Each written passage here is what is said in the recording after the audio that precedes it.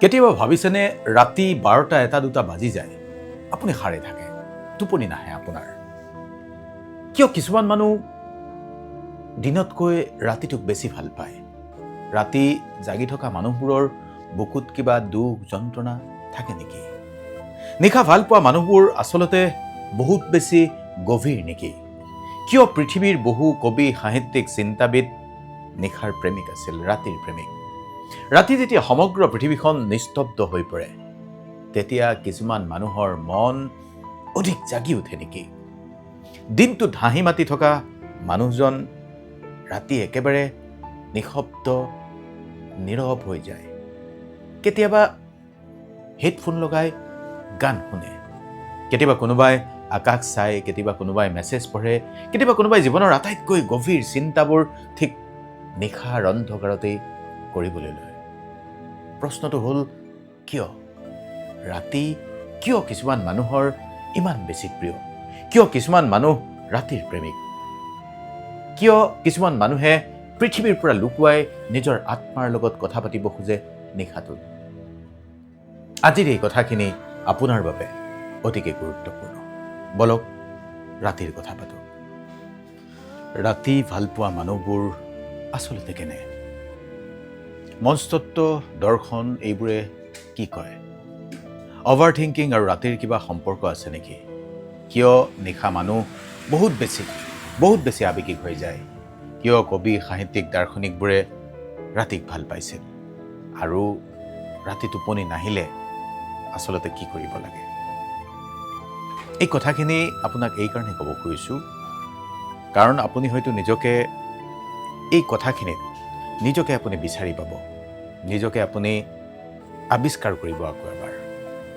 ৰাতি আপোনাৰ মোৰ বাবে কিয় বিশেষ দিনটোত আপুনি খুবেই ব্যস্ত ফোন কাম মানুহ দায়িত্ব সমাজ শব্দ আটাইবোৰক লৈ দিনটোত আপোনাৰ ৰ'বলৈ সময় নাই দিনটোত আপুনি বাহিৰৰ পৃথিৱীখনৰ বাবে এজন মানুহ কিন্তু নিশা যেতিয়া গভীৰ হৈ আহে নিশা আপুনি নিজৰ মানুহ একান্তই নিজৰ আৰু হয়তো সেইটোৱেই বহু মানুহে ক'ব খোজে মই ৰাতিটো ভাল পাওঁ কাৰণ যেতিয়া গোটেই পৃথিৱীখনে মোক অকলশৰীয়া কৰি এৰি দিয়ে তেতিয়া মোৰ নিজৰ সৈতে সময়বোৰ আৰম্ভ হয় দিনটোত বহুতে এখন মাস্ক পিন্ধি থাকে ষ্ট্ৰং মানুহৰ মাস্ক সুখী মানুহৰ মাস্ক প্ৰফেশ্যনেল মাস্ক আৰু ৰাতি সেই মাস্কখন খুলি নিজৰ সতে কথা পাতে সেই মানুহবোৰে ৰাতি মানুহে অভিনয় কমকৈ কৰে আৰু সেইকাৰণে বহু সময়ত ৰাতি মানুহৰ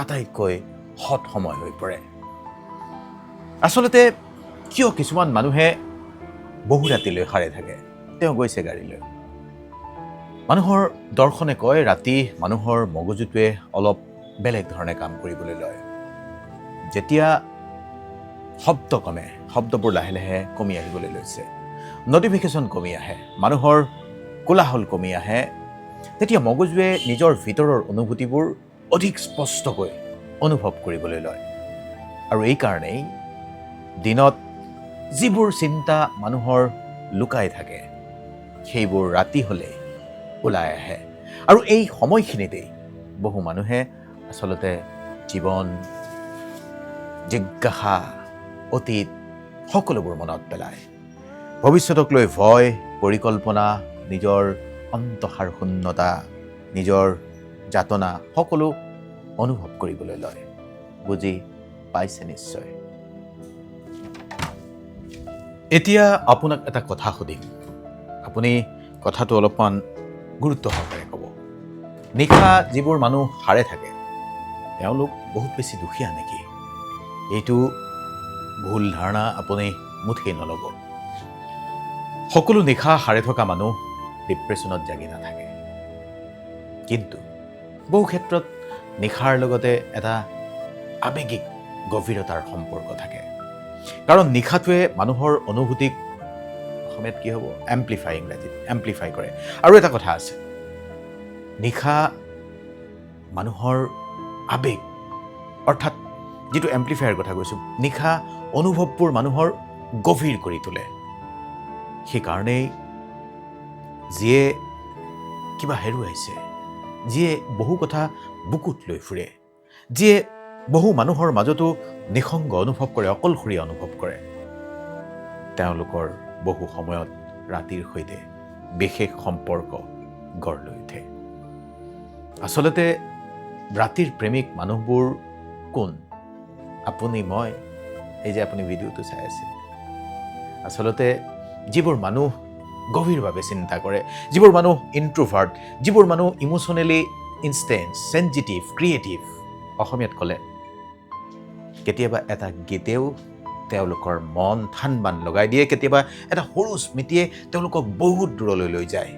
এখন আকাশ, অলপমান বৰষুণৰ টোপাল, এখন পুৰণি ফটো তেওঁলোকৰ বাবে যথেষ্ট কিবা তেওঁলোকক আৱেগিক কৰি তুলিবলৈ। এইবোৰেই তেওঁলোকৰ আৱেগৰ বিশ্ব ব্ৰহ্মাণ্ড। কবি সাহিত্যিকবোৰ ৰাতিৰ প্ৰেমিক। আপুনি হয়তো শুনিছে, আপুনি ইতিহাস খুচৰি চাব পাৰে। বহু কবি, দাৰ্শনিক, শিল্পী, লেখক, সংগীত শিল্পী ৰাতি কাম কৰিছিল। বহুতৰে মুখকেইখন মনলৈ আহিছে আপোনাৰ, কাৰণ ৰাতিৰ সৃষ্টি বহু সময়ত যি হয় কোলাহলত নহয়, নীৰৱতাত যি জন্ম হয় সেয়া কোলাহলত নহয়। কবিগুৰু ৰবীন্দ্ৰনাথ ঠাকুৰৰ বহু লেখাত নিশাৰ নিস্তব্ধতাত জন্ম হোৱা বুলি কোৱা হয়। দৰ্শনে কয়, নীৰৱতা মানুহৰ আত্মাৰ ভাষা। দিনটোত পৃথিৱীখনে আপোনাক টানি লৈ যায়, কিন্তু ৰাতি আপোনাৰ আত্মাই আপোনাক মাতে। আৰু সেইকাৰণে আপোনাকে আজি কৈছোঁ, ৰাতি যিসকলে বহুত বেছি চিন্তা কৰে, আটাইতকৈ বাস্তৱ সত্যটো বা বাস্তৱ বিষয়টো এতিয়া আপোনাক ক'ব খুজিছোঁ। কিয় নিশা মানুহে বেছিকৈ চিন্তা কৰে, অভাৰ থিংকিং কৰে? কাৰণ দিনত আপোনাৰ মূৰটো ব্যস্ত থাকে, মগজু ব্যস্ত থাকে, কিন্তু নিশা আপোনাৰ মগজুটোৰ বহুত সময় থাকে, আৰু তেতিয়াই মগজুটোৱে আৰম্ভ কৰে অভাৰ থিংকিং। পুৰণি ভুল, ভৱিষ্যতৰ ভয়, সম্পৰ্ক, নিৰাপত্তা, নিসংগতা, এই সকলোবোৰে জুমুঠি দি ধৰেহি, এইবোৰ সকলোবোৰ ভাবিবলৈ বাধ্য কৰায়। আৰু এইকাৰণেই বহুত মানুহে কয়, দিনত মই ঠিকেই থাকোঁ, কিন্তু সন্ধিয়াৰ পৰা, ৰাতি হোৱাৰ পৰা মনটো লাহে লাহে কিবা এটা উদাস হ'বলৈ ধৰে। আপোনাৰ হয় নেকি? কৈ আছোঁ। এটা কথা কি জানা, কিছুমান মানুহে ৰাতি অকলে থাকি নিজৰ সৈতে বন্ধুত্ব কৰে, আৰু তেওঁলোকে বুজি পায় সকলো মানুহে আপোনাক বুজিব নোৱাৰে, কিন্তু নীৰৱতাই বুজি পায়। এই যে আমি ভাবোঁ ৰাতি ভাল পোৱা মানুহবোৰৰ বিষয়ে, আমাৰ দৰ্শন শাস্ত্ৰ এইবোৰে কি কয়? যেতিয়া বাহিৰৰ শব্দবোৰ আমাৰ কমি যায়, তেতিয়া আমি ভিতৰৰ সত্য শুনিবলৈ পাওঁ। উপনিষদত আছে, নীৰৱতাই আত্মাৰ দুৱাৰ খোলে।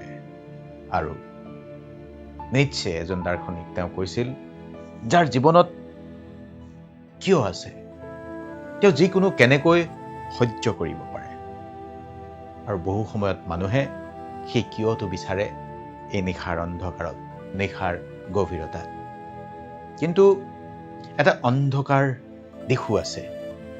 যদি সকলো ৰাতিয়ে ৰোমেণ্টিক হৈ পৰে বুলি ভাবে, সকলো ৰাতিয়ে কেতিয়াও ৰোমেণ্টিক নহয়। কাৰণ ৰাতিয়ে কেতিয়াবা কিছুমান মানুহৰ বাবে এংজাইটি, ডিপ্ৰেশ্যন, আৱেগিক শূন্যতা এইবোৰ লৈ আনে, বেছি গভীৰ কৰি তোলে, কষ্টকৰ কৰি তোলে। আৰু সেইকাৰণে বহু মানুহে নিশা আচলতে নীৰৱে চকু পানী টুকে, নীৰৱে যন্ত্ৰণা ভোগে।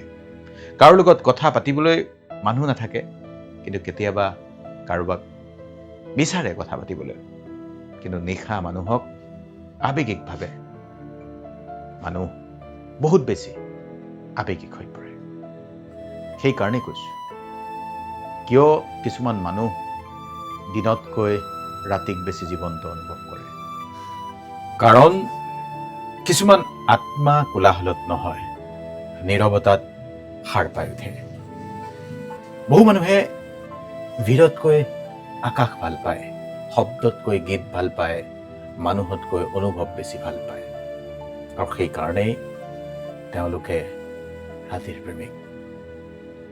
আচলতে যদি ৰাতি টোপনি নাহে, জাষ্ট দুটা কথা কৈছোঁ। ৰাতি টোপনি নাহিলে প্ৰেক্টিকেল হওক। যদি নিয়মিত নিশা আপোনাৰ টোপনি অহা নাই, এইটো মানে ৰোমাণ্টিচাইজ কৰিব নোৱাৰি।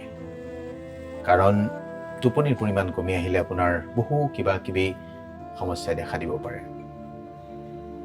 সেইকাৰণে শুব। এতিয়া কেনেকৈ শুবতো লাগিব।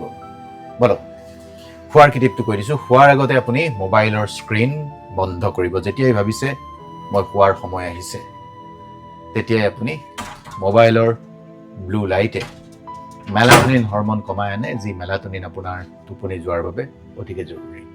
Slip hormone melatonin. শোৱাৰ অন্তত এঘণ্টামান আগৰ পৰা আপুনি এটা প্ৰিপাৰেশ্যন কৰিব। মোবাইল নাচাব, লেপটপ নাচাব, মোবাইল স্ক্ৰীন বন্ধ কৰিব। আৰু তাৰপিছত কি কৰিব পাৰে, প্ৰেক্টিকেল। বিচনাত থকা সময়খিনিত বিচনাক কেতিয়াও কথা ভবা ঠাই হিচাপে নল'ব। আৰু বহুতেই বিচনাতেই সকলোবোৰ টেনশ্যন লয়। বিচনাখনক ষ্ট্ৰেছ জোন কৰি নতুলিব। বিচনাখনক আৰামৰ ঠাই হিচাপে ল'ব। বিচনা কেৱল টোপনি মাৰিবলৈ আৰু ৰিলেক্স কৰিবলৈ। যেতিয়া কথা চিন্তা কৰে চকিত বহি কৰিব। ৰাতি দীঘলকৈ উশাহ ল'ব। বহুত ব্ৰেথিঙৰ টেকনিক আছে, সেইবোৰ বেলেগ বেলেগ ভিডিঅ'টো পায়। এই যে 8 ছেকেণ্ড নিশাহ লওক, 7 ছেকেণ্ড ধৰি ৰাখক, 8 ছেকেণ্ড এৰি দিয়ক, এইবিলাক ফৰ্মুলা আছে। আৰু এইবোৰে আপোনাৰ নাৰ্ভ ছিষ্টেমটো আপোনাৰ শান্ত কৰি তুলিব, টোপনিৰ বাবে আহিব। আৰু নিশা যেতিয়া গভীৰ হয়, তেতিয়া কোনবোৰ চিন্তাই আমনি কৰে লিখি পেলোৱাৰ অভ্যাস কৰক। এইবোৰে যেতিয়া লিখিবলৈ ল'ব, ব্ৰেইনৰ ইম'চনেল যিটো প্ৰেছাৰ সেইটো কমি আহিব। আৰু শেষত কৈছোঁ, একে সময়ত শোৱা, একে সময়ত উঠা। মানুহৰ বডিটোৱে এটা চাৰ্কুলেশ্যন ৰিডমত চলে। প্ৰতিদিনে বেলেগ বেলেগ সময়ত শুৱে যদি, তেতিয়া আমাৰ মগজুটো কনফিউজ হৈ যায়। আপুনি মগজুটোক যি ধৰণে চলাব খোজে সেই ধৰণে চলাব পাৰিব, কিন্তু একে সময়ত শুৱক, একে সময়ত উঠক। এটা অভ্যাস কৰি লওক। আজি বহুত কথা পাতিলোঁ, শেষ কথা কৈছোঁ, সকলো ৰাতি সাৰে থকা মানুহ দুখীয়া নহয়। কেৱল কিছুমানৰ চিন্তা গভীৰ, কেৱল কিছুমানে নীৰৱতা ভাল পায়, কিছুমানে আকাশ ভাল পায়, কিছুমানে অনুভৱ বেছি কৰে। আৰু সেইকাৰণেই এই পৃথিৱীৰ আটাইতকৈ গভীৰ চিন্তাবোৰ দিনৰ পোহৰৰ পৰিৱৰ্তে নিশা অন্ধকাৰতে ওলাই আহে।